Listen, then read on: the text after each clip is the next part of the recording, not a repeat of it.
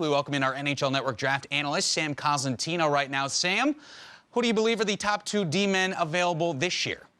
We're going to start with Bowen Byram, and I don't think he gets past the 5 position here. And I look at a guy who had 26 goals to lead all CHL defensemen this year, and then he went on and kind of adjusted his game a little bit in the playoffs, led all players in the WHL in playoffs. That's the first time in 51 years of the league that that's ever happened. But there's more to his game than that. Here's a guy, yes, he can rush the puck. Yes, he's great in transition. Yes, he's got a good shot from the point, the ability to get it through from the point. But what I really like about this guy, he's got a little bite. He's got a little bit of edge. So if you're bothering him or if you happen to sneak by him or beat him on a play, he's going to put that in his memory bank and he's going to remember it for next time. I love that competitive edge about his game. But the entirety speaks of a defenseman that's going to project to be a top pairing guy. All right, who's the other guy you got there? Philip Broberg would be my second guy. And here's a guy who had great bookends to the year. You go back to the Hlinka Gretzky, you need a search warrant to find him on anybody's list. But he played so well there that he received top honors for Sweden. And then he went down, had some injury issues. Yes, he made the World Junior team for Sweden, played more in the back end in a 5-6 type of role. Well, at the end of the year, he got back comfortable with his peers at the under-18s, helped lead Sweden to a gold medal, and was a huge part of it, being named the top defenseman there. So if you look at the bookends in and of themselves, this guy speaks also of a top pairing defenseman. All right, those are your top two overall defensemen. Other than Bowen Byram, who would you consider the best offensive defenseman in this draft?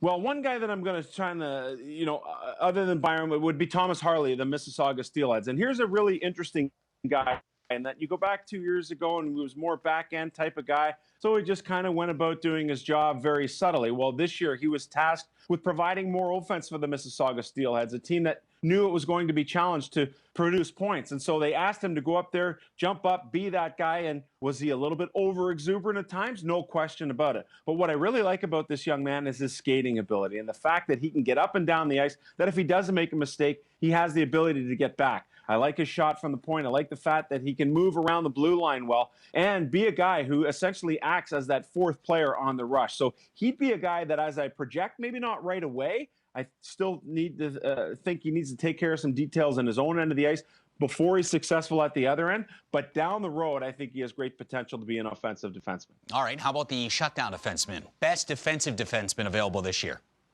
Yeah, I think, Thomas Bjornfot is a guy who's come up, who does, really not everything perfectly well, but does everything good, I guess you could say. But the guy I'm going to talk about is Victor Soderstrom.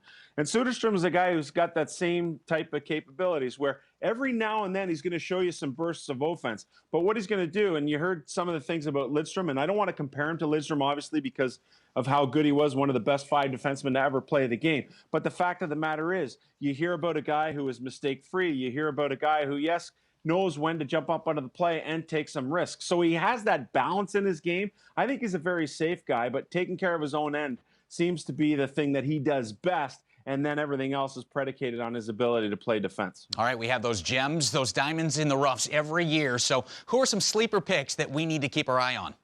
Keep an eye on Moritz Seider. Here's a guy who played the DEL Rookie of the Year, played in Mannheim, and a really interesting character in the fact that he had the opportunity to come over to play North America in the CHL, decided to stay with Mannheim, and their system is very much like the U.S. Under-18 program, where they don't play a ton of games, they do practice, but they have the ability and the resources to really help their players move along with their ability to work out in the gym, with their ability to do skills work, nutrition, and all of those things that surround you being a pro. So when I look at Seider, when he's with his peer group, he plays extremely well and shows you some offense. When he's playing with men, he just hangs back, plays the body a little bit, good skater, supports the rush. So he really has great self-awareness. And I love the fact that I met this guy at the Combine, and he was as candid as you could possibly be, 6'4".